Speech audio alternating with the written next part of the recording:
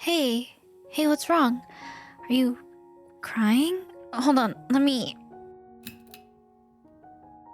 There we go. Oh, sweetheart, what's happened? Why are you crying? Shh, it's okay. Come here. I've got you. You're safe. Hey, look at me. You're trembling. Was it a nightmare? I'm so sorry, love. Whatever it was, I promise it's not real anymore. It was just a dream. You don't have to talk about it if you don't want to, but I'm here. I'll always be here. Come on, let me get rid of those tears. There, all better. Well, almost. Now it's better. Do you need anything? Water? Tea? Something to eat? Anything? No? Just cuddles.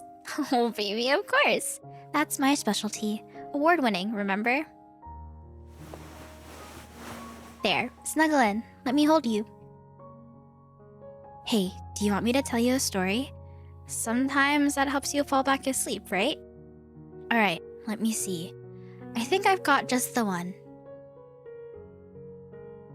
Once upon a time, there was a little village nestled in the valley of two great hills. The people there were happy, but among them was a lone wanderer, a charming, slightly sleepy adventurer, if I do say so myself. The adventurer wasn't looking for anything in particular. They just wandered the land, keeping to themselves, until one fateful day when they stumbled upon the most radiant being they had ever seen. And this radiant being wasn't just beautiful. No, they were clever and kind, with a heart so bright it could outshine the sun. The adventurer? Well, they were enchanted right away. But there was a problem.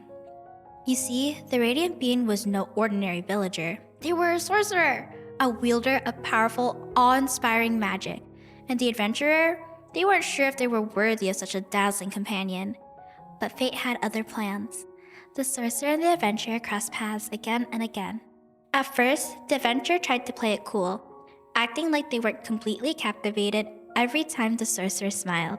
And the sorcerer? Well, they saw right through it. One particularly stormy night, the adventurer found himself stranded near the sorcerer's tower. It was pouring rain, the kind that soaks you to the bone and doesn't seem to have an end in sight. The adventurer, being just a little too proud, hesitated to ask for shelter, but before they could even knock, the sorcerer opened the door and said, "What do you think they said?" "Exactly. Come on in, you fool, you're drenched." And just like that, the adventurer was pulled inside, handed a warm blanket, and given the best cup of hot chocolate they'd ever tasted. I think it must have been infused with magic, but they'd never tell the adventurer that. They stayed up all night, talking and laughing by the fire, and for the first time, the adventurer felt like they found something worth staying in one place for. Of course, the sorcerer pretended not to notice how flustered the adventurer got every time they looked at them. But they noticed. They definitely noticed. From that night on, the adventurers stopped wandering. They found a home, not just in the village, but with the sorcerer. And the sorcerer, well, they found someone who would follow them to the ends of the earth no matter what. Someone who would happily dry their tears and hold them close when they've had a bad dream.